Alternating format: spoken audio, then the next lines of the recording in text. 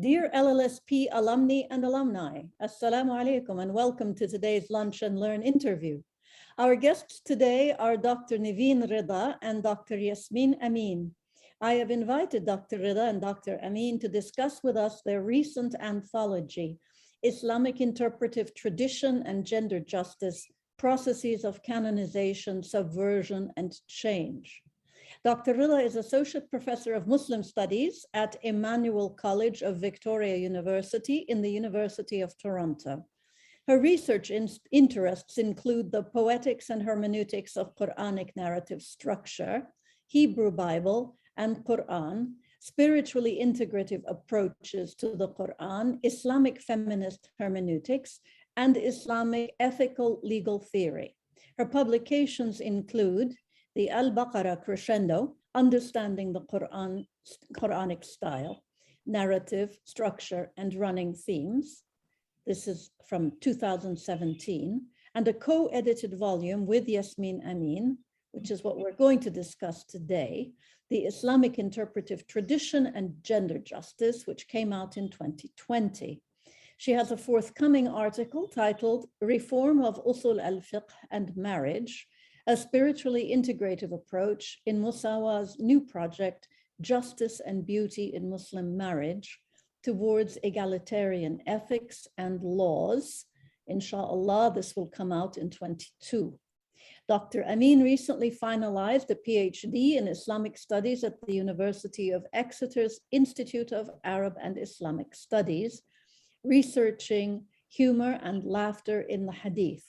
She obtained a postgraduate diploma in Islamic Studies in 2006 and an MA in Islamic Studies in 2010, both from the American University in Cairo.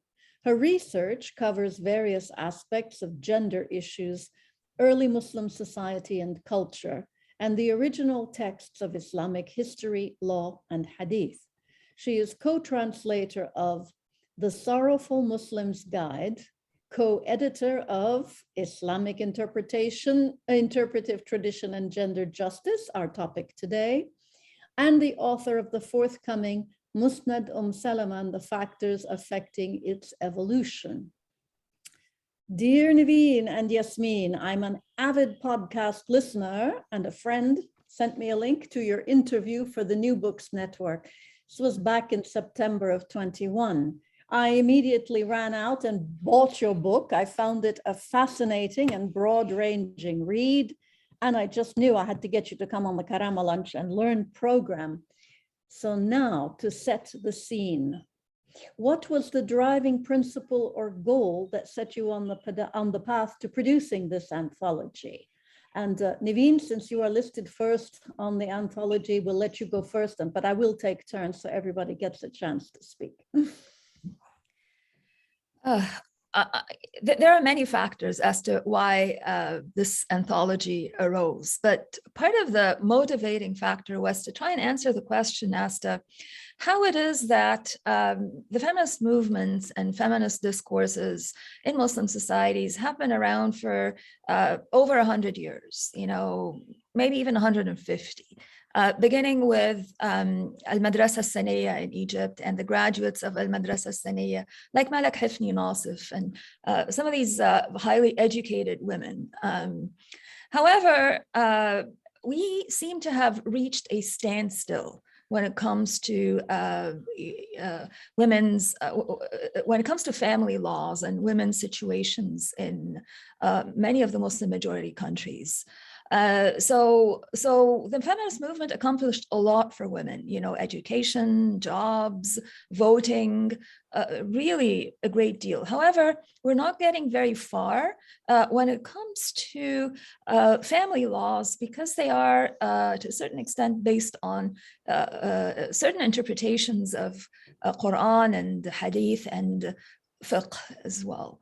So part of the reason was to try and see what are the tools that have led to, this rigidity in tafsir and the other very important disciplines of Islam.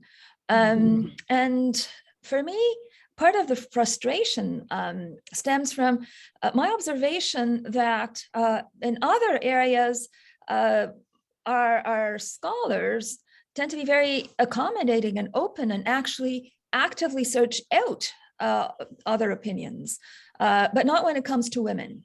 So, for example, I teach a course on Sharia at the university, and I focus in part on biomedical ethics.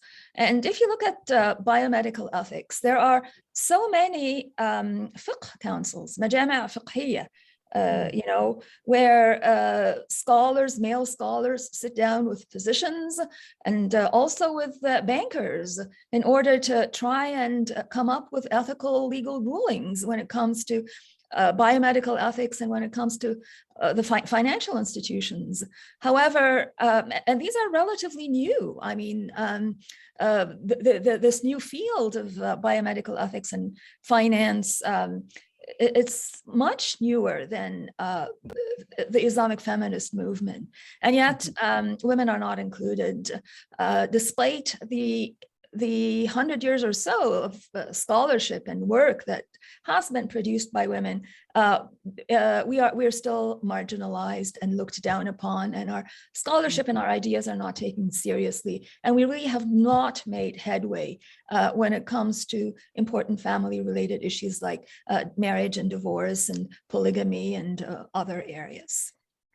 So it's interesting you should bring up biomedical ethics and finance as an area in which there is still active interpretation going on, because the truth of the matter is there's been medicine around for a very long time.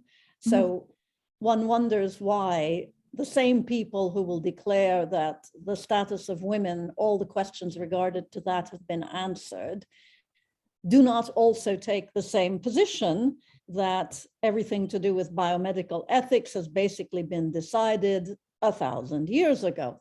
Yasmin, I know that you particularly get annoyed at the notion that, what annoys you a lot is this notion of consensus ijma, and the idea that, at least as far as women's issues are concerned, we have achieved a consensus of opinion. So perhaps you would like to say, what brings you to this anthology?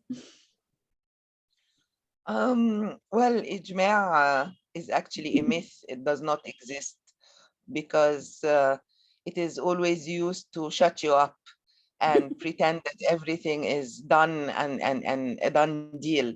But there is no consensus on what consensus actually means and whose consensus it is, and how long this consensus is valid. Is it valid until all eternity, or does it have an expiry date? And even the usage of the word ijma' in the Quran is a negative usage, and it actually is what it actually does, meaning that it is always used in the sense of a misguided majority trying to shut up or kill or something, a minority that is enlightened. So how they could have named it ijma' is even beyond me, because as I said, the Quran is very critical of ijma'. Yusuf's brothers had an ijma' to throw him in the well to sell him to the slave trader, and the people of Noah. See how well that turned out for them. and the people of Noah had an ijma' not to follow him. So ijma' is always in the sense, in a bad sense or in a negative sense. So theologically, this is very problematic in calling something like that ijma'. I mean, they called it right because this is what they do. They try to shut you up by saying there is an ijma', but there is no ijma', because just to have a mental image, when they say ijma' al-ummah, which is one type of ijma', there is no ijma' of the entire Muslim community. Because if you had sent a camel from, I don't know, Hijaz, all the way to India to collect all the different opinions, and then to Egypt, and then to North Africa, or even an entire caravan of camels, each one going to a different place, by the time the camels would have returned, either the questioner would have died, the camel would have died, or the topic has no longer been interesting. So there is actually no ijma'. It's just used to stop things at a status quo that is not sustainable for everybody. It's just sustainable for select few. Yeah, hence I suppose the link to the title, which is you are, both of you, wanting to challenge the process by which these canonical views were achieved. So I think that makes a lot of sense. So tell me now a bit about the planning process for this anthology. Why is it structured in the way that it is? How did you choose the topics and the authors that you did? And how long approximately did it take to pull together? And Yasmin, will let you go first since Nevin went first on the last question. Actually, the anthology grew out of a panel at a conference in Erfurt in Germany, the World Congress of Religions. And it was the brainchild of Mulki Sharmani, Dr. Mulki Sharmani and Dr. Umayma Abu Bakr. And there were 5 of us. So Nevin, me, Umayma, Mulki, and Huda Saadi. And we presented a smaller version of the papers we had in our book. And then we were approached by someone to have this in a journal volume, all the entire panel work. And then I don't know what happened. I think we decided that a journal wouldn't be enough because the panel was obviously very successful at the conference, and we wanted to expand this and make a book out of it. Since it was a needed topic. And then we approached like-minded friends who think the same way we do. We wanted to be inclusive, to have a Shia a chapter, to have a Sufi chapter, and so on, to have various chapters dealing with Quran, Hadith, biographical dictionaries, canonizing images of persons, of texts, different avenues. We even had a man actually wanting to join us to write the Sufi chapter, but when he discovered that he is the only male contributor, he chickened. So he left us. Der einzige Hahn im Korb. Oh, that's pretty funny. More or less. Nevin, tell me from your perspective. No, go ahead. Complete your thought here, Yasmin, and then we'll go to Nevin. No. Nevin can complete it. I was going to talk about the time and so on, organization, but Nevin can do that.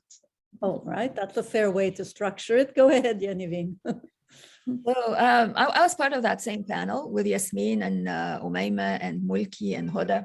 And Mulki and Umayma really were the driving force for that panel. And we discussed things, and we decided that the best thing would be to have a book. And we were in between 2 ideas, either to just have those 4 papers in a volume on its own, or something a little larger. Mulki and Umayma were actually the ideal people to be editing this particular volume, and since it was their brainchild.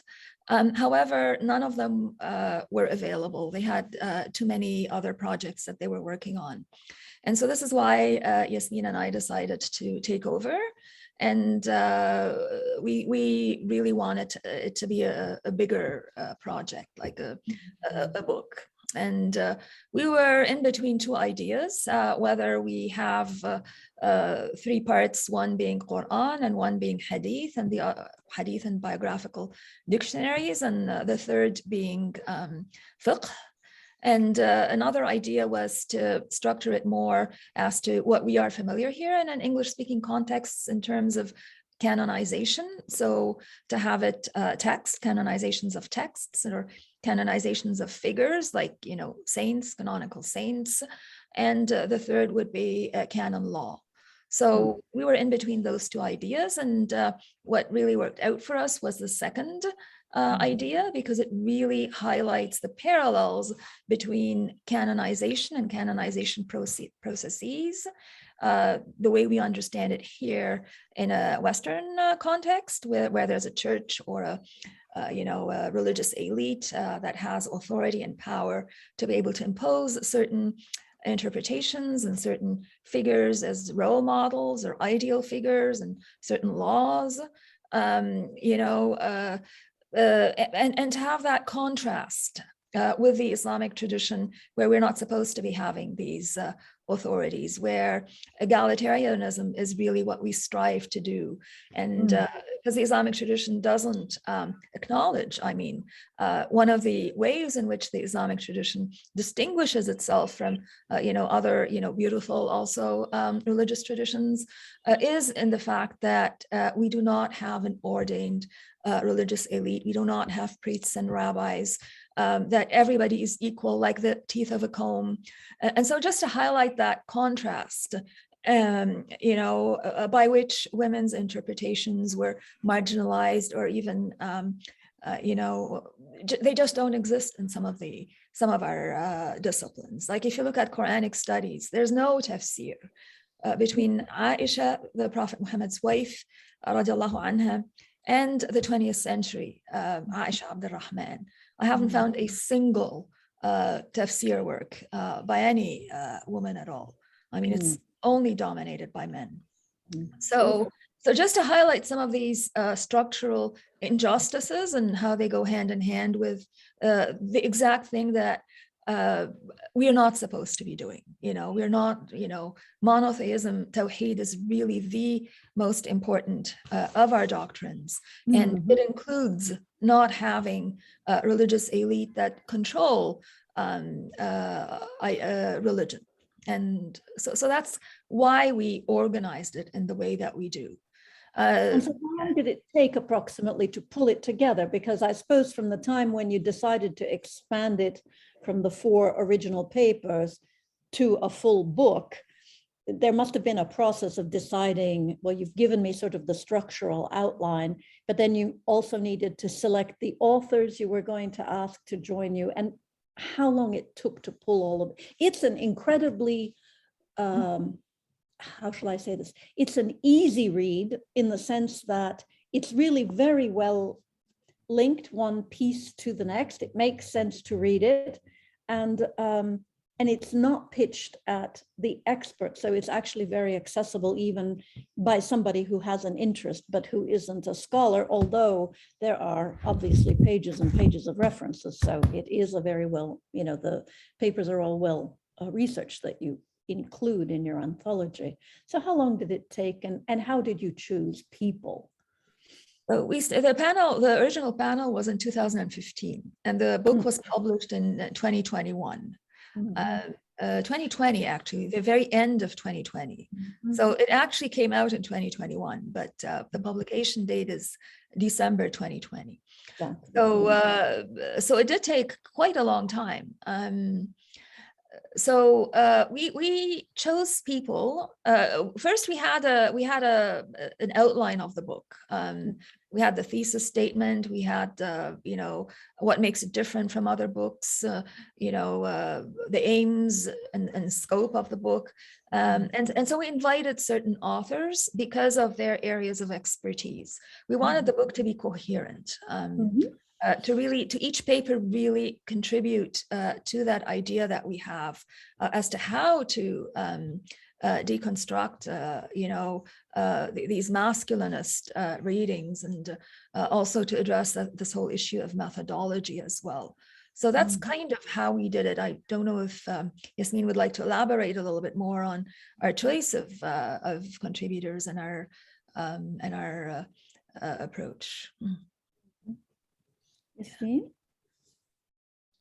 I have nothing to add. Nevin said it's all. That we approached certain people whom we knew were on the same wavelength and would love to join us in, you know, basically doing 3 things. First of all, in using the same methodology that the classical scholars used, because this is one bone of contention that readership has with women scholars or feminist scholars. Not all of us are feminists in the book, but most of us. So anyway, they always say that the feminists, they don't know how to do the real methodology and they don't follow the classical methodology. So we wanted to show that we can do it, and we did it. We used the same methodology like the classical scholars did: linguistic, grammatical, historical, everything like they did. And we just asked different questions And to came show out that in you different can places. arrive, yes, and you can arrive at different results, not gender unjust results, but gender just results. So that was very important for us to kind of fight the accusation that we can't do it, or that we're unable to do it. And also to show that the canon is selective.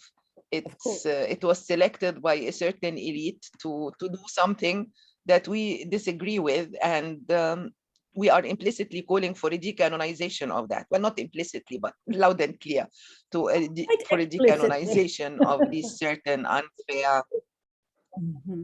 Quite. Well, KARAMAH's founder, Dr. Aziz Al-Hibri, has always insisted that anyone who wishes to challenge the received wisdom regarding the status of women in the Muslim world must do so on the basis of rigorous scholarship that starts with the Quran itself. So as an organization, KARAMAH stands for the proposition that Islam is built on fundamental principles of equity, so gender equity, racial equity, etc. So you've both raised this issue. Let's now talk a bit about the importance of methodology in Islamic studies and the ways in which the two of you believe that, in fact, and I've heard you say it, Yasmin and Nevin also, there is a stated Islamic methodology, but when you look into how a lot of these canonical viewpoints have been reached and you dig beneath the surface, you often find that, in fact, they're not following the quote unquote correct methodology. So Nevin, I'll let you start. Talk a bit about methodology, what you believe to be good, sound methodology. That's a good question. So the methodology needs to fit the research question. So depending on the research question, you can have different methodologies to answer different research questions. However, one of the problems that we see in Quranic studies, in tafsir, in classical exegesis, is, and not only classical exegesis and fiqh and rhetoric and basically any discipline, is that you actually see the practice of emerge first. And then people start thinking of methodology. So first you have tafsir, first you have people actually interpreting and producing interpretations of the Quran. And then people start thinking, well, how does one do tafsir? What would be appropriate ways of doing tafsir? So that's what basically has happened historically. You have the interpretations emerge first and then selected, some highlighted and selected, and others did not survive. And some of the ones that have survived were fitted and changed and, according to each transmitter's insights.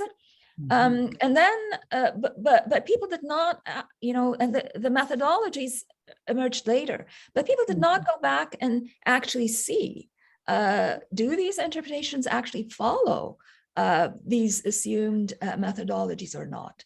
They were not revisited and corrected and, changed in accordance with what was considered to be appropriate methodologies. So these are some of the problems that we see with methodology, that they don't always fit historically what's actually going on. So the theory doesn't always fit the practice. They retrofit it to the facts that they want to, that they want to highlight.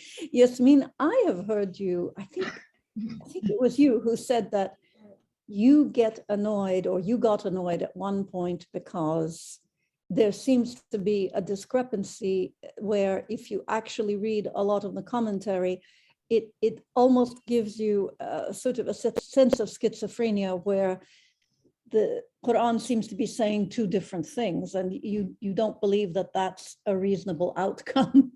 But tell me about your approach to methodology. What do you think is a usable methodology, and where does it start? Does it start with the Quran itself and then concentric circles? How do you approach your work?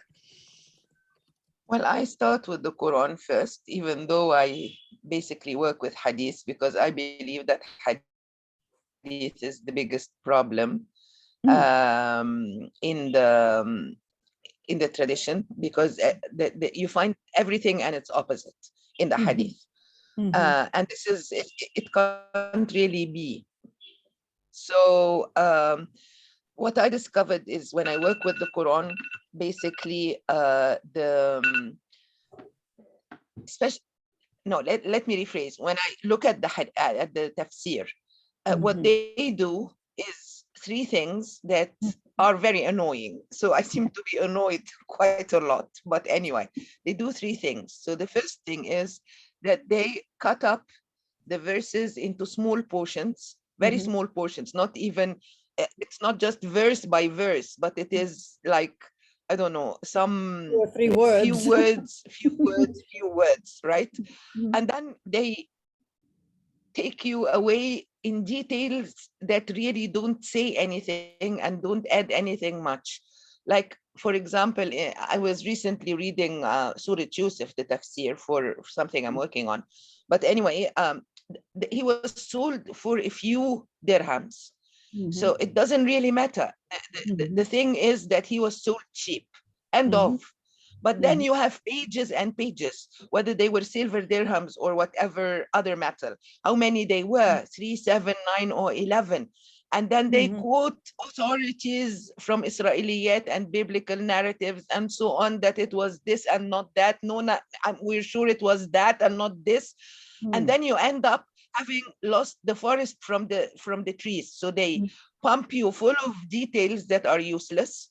They cut up the text so that you lose the plot and the thread. And they use extra Quranic material that really doesn't add much. And also they use the forged hadith to buttress a certain point of view that works in their favor or in, yes, exactly. So this naqasat aqlin wa deen, I mean, fiqh claims that it is built on the Quran and the Sunnah of the Prophet, but nowhere in the Sunnah of the Prophet has he actually treated women that they are deficient in anything. Salama was his political advisor. He treated them with respect in public and in private. So there was no derogatory treatment in any way. And the Quran is the same. So you have women God talks to and inspires, أوحينا إلى Musa, and so on and so forth. So there is absolutely nothing to warrant such negative and stereotypical. Also, what really shocked me in the tafsir of Surah Yusuf, Al-Aziz, the husband who was betrayed by his wife, Zulaykha, even though the Quran doesn't name her, he says, Inna kaydahunna azim. So they are devious, let's put it this way. And then this becomes a message from God in the tafsir, not an outcry by a husband who lost his face and his honor was wounded. It becomes God's statement, not for this wife particularly, but for all women. All women for all time. Yes, so this is really, I think we need to actually unpack the methodology of the fiqh and how they, and the mufassirun, how they use these things to actually make the Quran say things that it is not saying. And sometimes they torture the text, like when Sarah laughed. I mean, she was given glad tidings of getting a son in her old age after she was barren, and she laughed. She laughed out of happiness, she laughed out of amazement, whatever it is, it doesn't matter. But then they twist it, and because they have this idea that sut al-mar'a awra, that women shouldn't be seen and shouldn't be heard, and so she cannot laugh in the Quran. So they twist the text in a way that make it say that she menstruated so that she's able to produce this son after having been barren. But, you know, it doesn't add up. It simply doesn't add up. Yep. Well, it sounds like me. I think we can all agree that there's been a lot of what you call, well, in the law, we call it motivated reasoning. You know where you want to end up. And so therefore you take people, as you say, on this long walks through the woods, and you take them to where you always intended them to go. So now, back when Dr. Al-Hibri founded KARAMAH, she felt that it was important for Muslim women to speak their truth as Muslims and women, and didn't want to have our particular history and struggles subsumed into a Western feminist narrative. So can you tell us a bit about the terms that Muslim women scholars use to identify themselves today? So Yasmin, if you want to go first.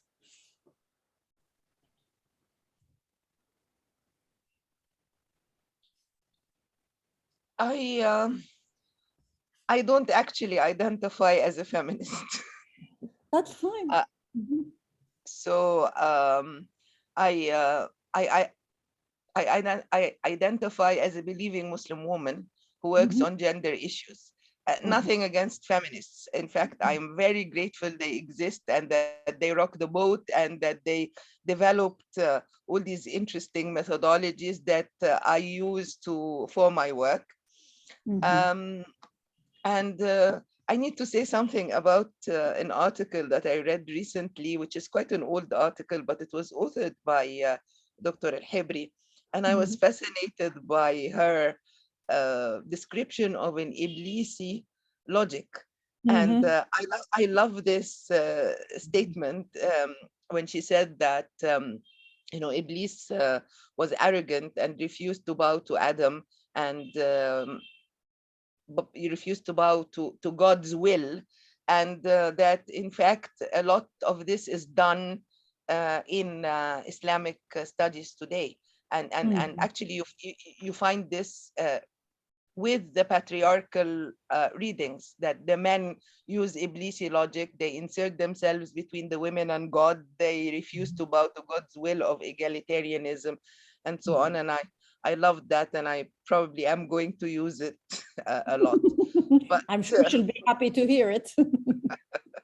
But I mean, it's not all black and white. So Muslim feminists, Western feminists, we're all after the same goal, equality and justice and egalitarianism. So you know, this not everything works in a binary way. You take what you can use and what you can benefit from, and you leave. You know, this entire idea of the white woman saving the brown woman, or the white man saving all women, and so on.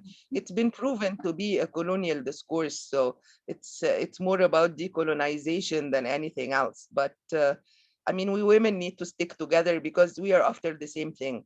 That's my point. Dignity, Karamah. Nevin, how about you? How would you say that, what are the terms that Muslim women scholars are using these days who are interested in issues of equity and equality to describe themselves? You know, Yasmin has just said she doesn't consider herself a feminist, but from your perspective, what terms do you use, and how do you think other Muslim women scholars use the term feminism, among other things? That's a good question. So I like to use terms that work really well in the Arabic language, because again, Arabic is my native language, and so I really like, and also in my experience, I find that not everybody speaks English. You know, not all scholars of high caliber speak English. So in Islam, in the area of Islam, so having terminology that works well in Arabic is very important for me, because of my own, just not only for myself, but also I think it makes a lot more sense more broadly as well. So I like to use the term Islamic feminist Niswiya Islamiyya. It works beautifully in the Arabic language.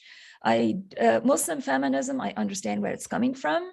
Muslim feminism is a much broader category because it encompasses women who are feminists and who are Muslims, but who do not necessarily work with the Islamic texts and Islamic theology, theological concepts. So I like Islamic feminism. Islamic feminism. That's how my particular perspective tends to be, and I also use it to describe a certain direction within scholarship, like the scholarship of Dr. Aziz Al-Hibri, you know, mashallah. She's one of the pioneers of Islamic feminist discourse, whether she identifies as a feminist or not, but it's definitely has that egalitarianism that I would look at as being characteristic of that particular discourse, and also its embeddedness within the Quran and the Islamic tradition.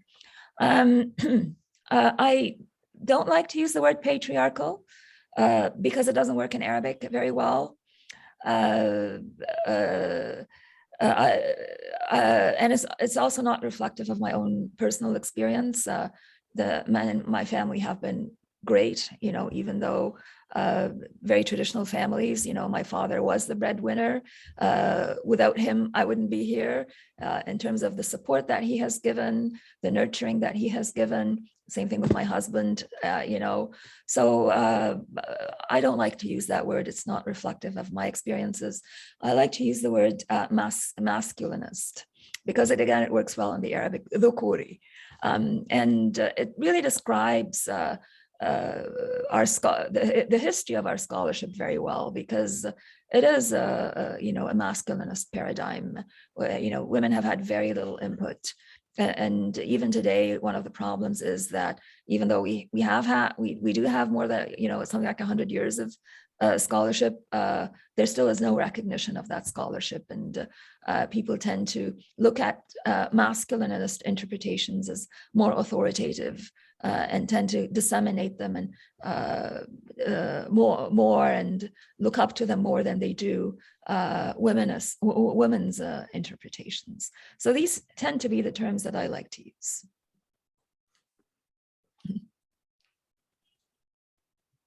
Okay. Can't hear you.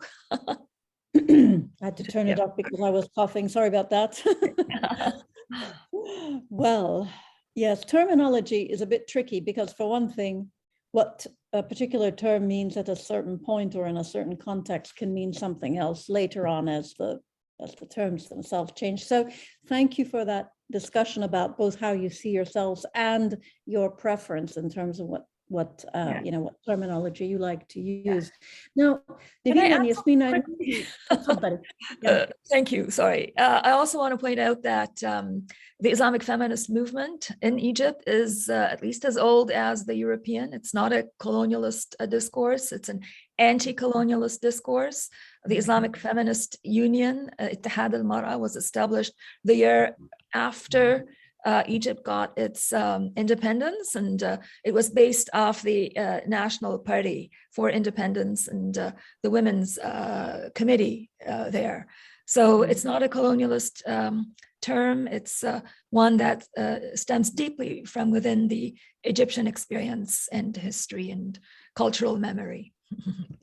Well, I mean, if we want to go all the way back, I think historians and archaeologists will point out that when even in ancient Egypt, Egyptian women had a degree of independence and authority that was often lacking in other cultures. I would say that that tendency has carried on through from ancient Egyptian times to how a lot of Egyptian women see themselves today. But speaking of, you know, how people come to things in time, I know that you each came to Islamic studies later in life. So could you please tell our viewers what caused you to make this shift? And also, how do you hope that your work can be used in the political and legal sphere to change the narrative about a woman's place in Muslim law and society? So Nevin, if you would like to go first. So I studied engineering in Egypt. Engineering, I went to Cairo University. Engineering was very popular there. I think, especially for women, I think maybe 40% maybe of students of engineering were women in Cairo University. However, when I got married, my husband and I, we lived in Saudi Arabia for a couple of years and had 2 young children. And I started attending with some wonderful neighbors, certain halaqas, Quran study circles. And there were some wonderful Saudi women who came and taught us. And they had, we learned some of the Quran by heart, and we had really great conversations. And I realized, the differences in perspectives from, myself coming from Egypt, very different understanding from Islam. And they have also their own historical and different understanding of Islam. So I got really interested in researching, and then they had a great bookstore there called Al-Ubaykan. I went and I bought all kinds of books, and we had really fascinating conversations. And I look upon these times very appreciatively of what they've done, although they were very, very conservative, ultra conservative women. So this is what really got me interested in studying Islam. From an academic perspective. And when we came to Canada, there wasn't, I wanted to study Sharia. There was no, at that point in time, we lived in the Greater Toronto area. There was no Sharia specialization in the University of Toronto back then. There is now, but back then there wasn't. And I took courses. I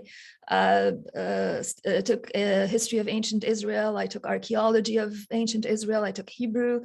And I decided, I want to specialize in Hebrew Bible, Torah. I thought, it's very fascinating. And at the same time, there aren't a lot of Muslims who specialize, who are biblical scholars. So why not?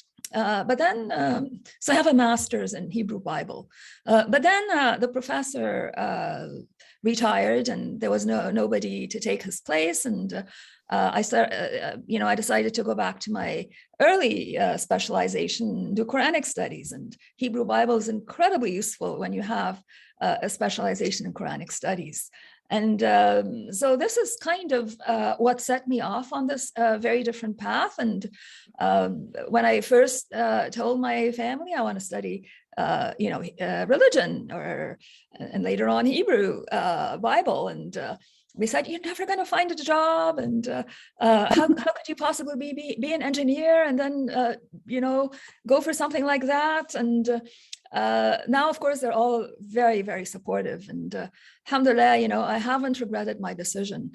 But having that early experience within Saudi Arabia has really highlighted to me the importance of sisterhood in a way, and also the openness of, and the possibility of working with, very conservative members of the Muslim community, and also some of the, what I would call samahat al-Islam, some of the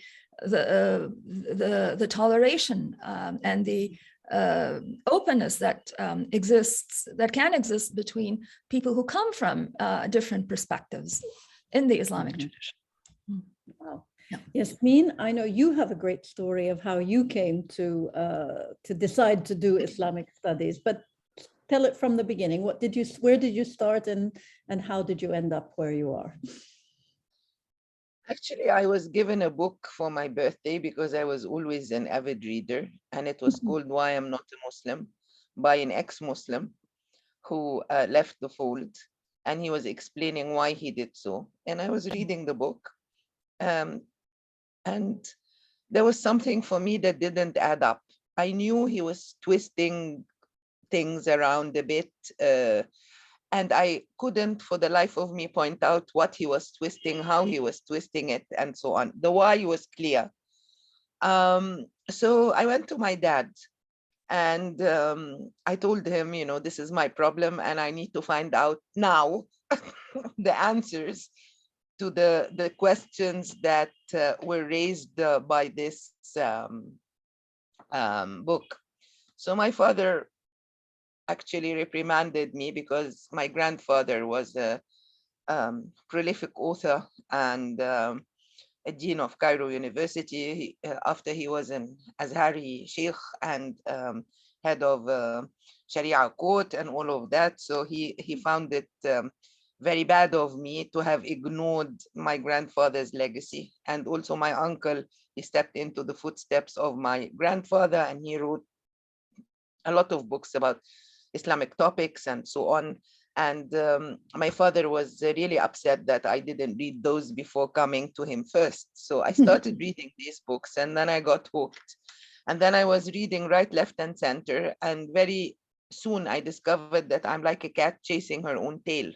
Because you read a book or a series of books and you are convinced with something. And then you read the next few, 5 or 6, and they're completely opposite to what you were reading before. And for me, this was really annoying because I was expecting this ultimate universal truth, one truth and not several different ones. And then I decided I need to go back to school for someone to hold my hand and explain to me why there is no universal truth and why there are so many different shades of truth. Because I mean, in history, it's understandable that the victorious, they are the ones who write the history and so on, that history from below, the people who are marginalized, they don't get a voice. So this is understandable. But in theology, it didn't make sense to me. I mean, there should be universal truth.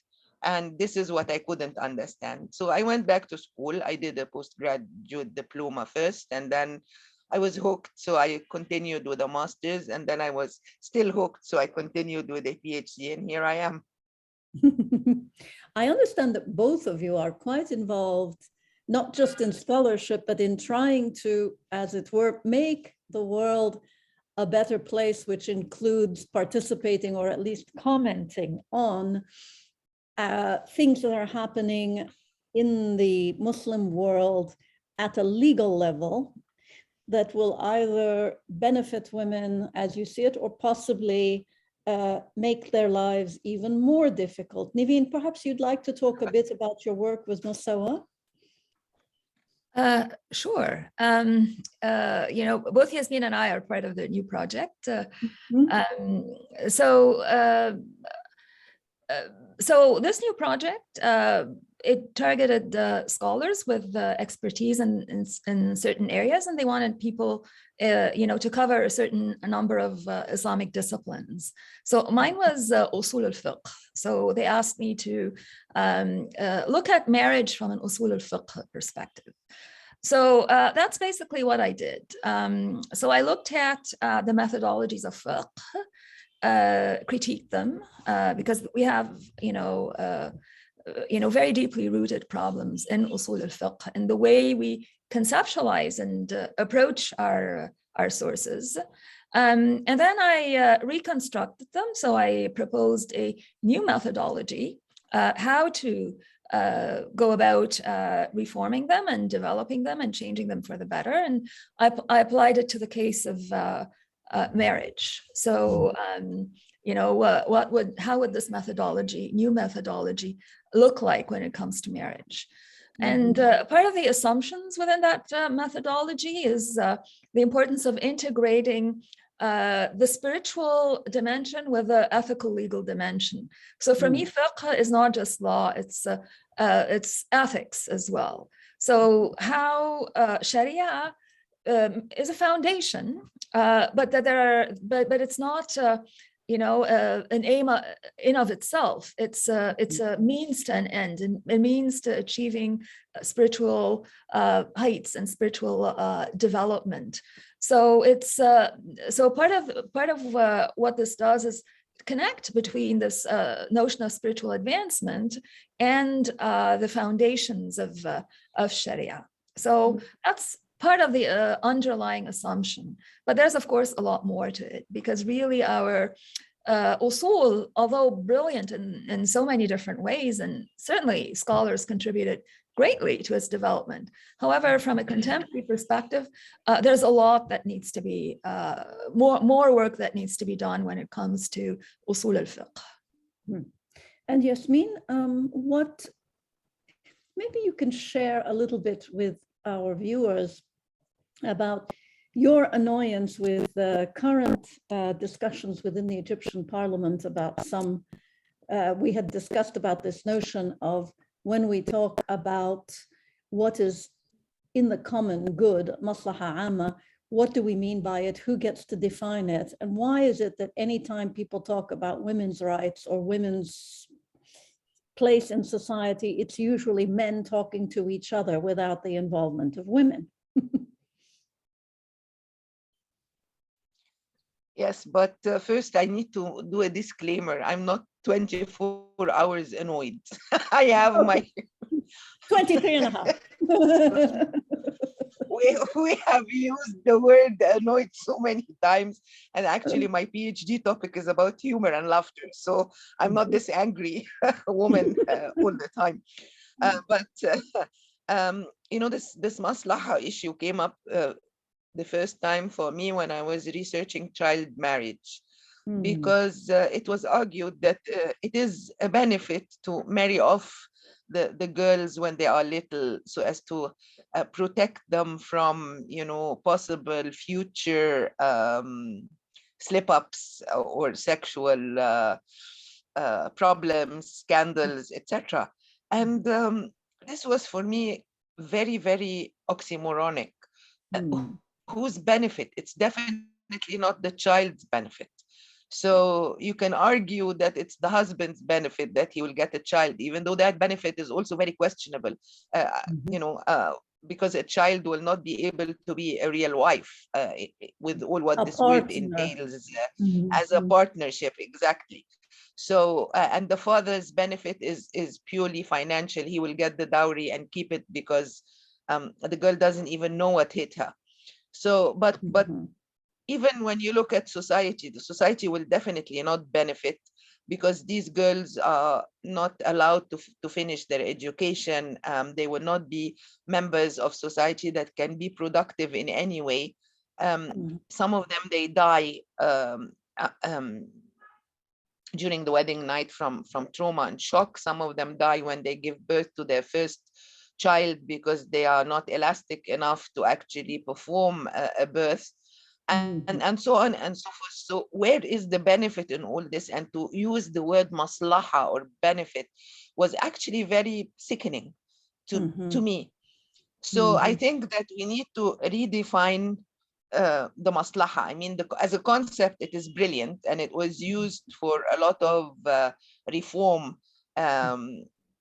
Once they've decided that the door of ijtihad was closed and so on, it was used to reopen it from under the radar, so to speak.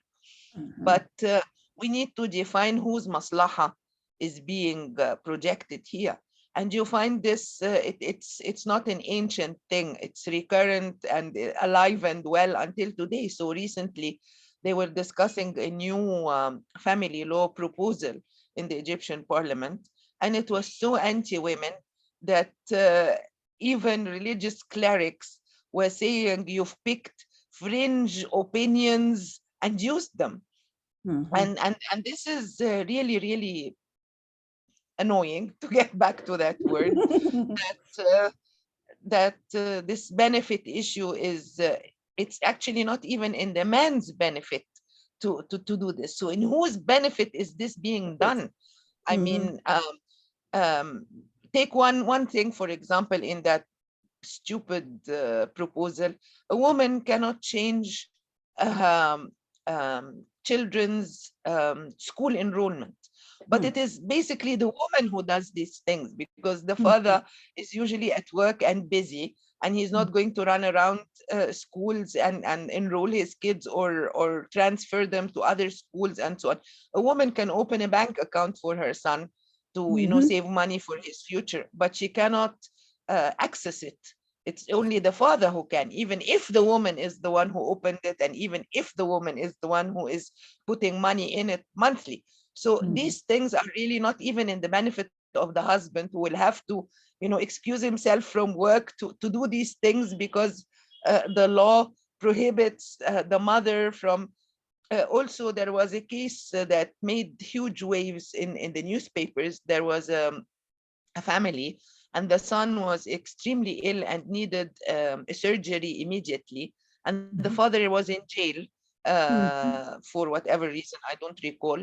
But anyhow, the woman could not actually authorize the surgery to take place. It was his father who needed to sign this. So, I mean, sometimes the law doesn't really protect you. It hinders you and it puts obstacles in your way. And it is of nobody's benefit. So who benefits from this? The doctor doesn't benefit because he doesn't get to do the surgery and get paid. The boy will die, so he doesn't benefit. The mother will lose her son. The husband is in jail anyway, so he doesn't benefit at all. So in whose benefit is something like this declared? How can you even argue with maslaha in a case like this? I mean, yes, it is an extreme case and it's not a usual case. It's a rare occurrence, but it is an example of following the letter of the law, regardless of the spirit of the law. And you can go ahead. Yep. Well, I think it brings us back to this question of methodology, where you have a methodology that does not specifically identify stakeholders and involve them in the process, you're not likely to come up with a good resolution. If it's only, as you say, Yasmin, as you say, in your case, it's hard to see who is benefiting at all from this kind of, stupid construct. Okay, but we need to bear in mind. If I may add one thing. تفضلي. The fiqh al-nisa, the jurisprudence of women, was written by men. And just, I mean, fine, he could have asked his wife, he could have asked his mother, but there's nothing that beats experience. And there is a nice anecdote about a faqihah, Fatima al-Baghdadiyya, who actually has a run-in with Ibn Taymiyyah in a setting, and he is arguing about menstrual fiqh laws, and she tells him, but this is wrong. And he tells her, no, it's written. And she tells him, yes, it is theoretical, but I am talking from an experience. So that shuts him up. For a minute, but then he goes on to write all kinds of, silly things from, a perspective of really not being someone who's experiencing these things. Well, just very quickly now, before closing, could each of you tell me what you're working on now? And Yasmin, we'll start with you and then we'll go to Nevin. Okay, I'm working on several things at the same time because I need to have a variety, otherwise I will get bored. So I'm translating Nazira Zainuddin's work. This is an ongoing thing, so this is the main thing. And at the same time, I'm working on two papers. One of them challenging the canonized fiqh rules and the built-in hierarchies by using actual court cases where the judges disregarded the hierarchical rules set by fiqh. Like, the woman only has is only counting as half a witness. A woman cannot file a case without her guardian. A slave cannot file a case against his master and things like that. But there are actual real-time cases in the Egyptian National Archives that prove that even the judges did not follow fiqh when they realized that it is unethical. So that's one project. And the other project is I'm looking at the concept of the perfect man, which should have been with a capital M, meaning the concept of the perfect human, where women are totally sidelined completely. They are never mentioned, as if they are not even human. So I'm looking at how the Quran portrays the perfect man or the perfect woman, or even the perfect couple, since a very recurrent rhetoric in the Quran is that everything was created in pairs, male and female. So maybe the perfect man is actually a perfect couple. I'm still That's working on that. Well, we'll be very interested to see where you come out on this once you've kind of researched it to your satisfaction. Nevin, what are you working on currently? Oh, I'm working on a lot of things. Maybe for the interests of this particular audience, it may be an article that I'm working on methodologies of hadith. One of the problems we have in hadith is lack of any clear methodologies for their interpretation. So I'm not talking about authenticity here. I'm talking about interpretation, because they tend to be very short, cryptic statements, and that can support several different meanings. So how come they were interpreted in the way that they are interpreted today? So, for example, I can give you an example. There's this famous hadith in which the Prophet supposedly said that he doesn't fear anything for his ummah as he fears the fitna of women. So what is the word fitna here? It's usually translated as temptation, trial, and within contemporary and classical discourses, it's been interpreted to mean that the Prophet fears women's sexual fitna for men, which is why women have to be veiled, they have to be locked up at home, they can't lead prayers, they can't have any high positions in society, because they could potentially mislead and tempt men into sinful behavior. However, when you look at the word fitna in the Quran, it occurs about 60 times in different grammatical forms, and not once does it occur with any sexual connotations. It does occur, however, as the objects of oppression, like وَلَا تَجْعَلْنَا فِتْنَةً لِلْقَوْمِ الظَّالِمِينَ. Do not make of us a fitna, an object of oppression or for unjust people. So if we interpret the word fitna in that way, it would have very different repercussions for women. It would mean we need to be very careful not to oppress women, because that is the biggest temptation of men. The biggest injustice and the biggest thing that could lead them astray when it comes to leadership, when it comes to laws, when it comes to positions.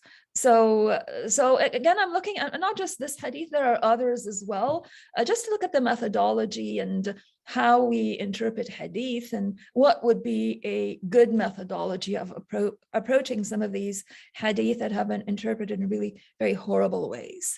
I'm also working on an article on practical theology that I've been working on for a while, just to look at the similarities between practical theology and the Islamic theological disciplines, so Christian theology, practical theology, and Islamic theological disciplines. And I'm also working on an article on decolonizing Abraham and decolonizing Joshua. So I'm working on several things as well. Hopefully I'll get around to them, inshallah. MashaAllah, the two of you clearly have very active minds, and it'll be interesting to see as each of you, inshallah, finishes a project. Make sure you report back to me, because maybe we can have another occasion to discuss your latest production. But before I let you go, I want everybody to take a good look at the cover of this beautiful book. Okay, it's a lovely cover, and you can get this book, as they say, wherever books are sold. I got mine from Amazon, but I'm sure you can get it from good booksellers as well. And I highly recommend that people should go out and buy it. It's very readable. It's very interesting. It's very accessible. And I'm just, so glad that I discovered it, and also that I, through it, was able to make the acquaintance of two such charming and amazing women. And before we end, I want to just say that I happen to know that Yasmin is not always annoyed, but I've done an interview with her when we discuss her PhD thesis, which is on humor in the hadith. Inshallah, we will have that up on the KARAMAH YouTube channel at some point, and you'll be able to see that, in fact, Yasmin laughs quite a lot and doesn't spend all of her time in a state of aggravation and annoyance. So thank you all very, very much. Thank you so much. I mean, it's been an honor and a pleasure to be with you on this show, and thank you so much for inviting us. We're delighted to that you invited us and to share with you some of our work. And I have to say, we're all looking forward to Yasmin publishing her book on humor, inshallah. Thank you very much for having us. I can only reiterate what Nevin was saying, and we wish you all the best. We need more organizations like you and Musaweh and every organization that helps improve women's education, women's rights, women's access to everything, basically. Amin ya Rab.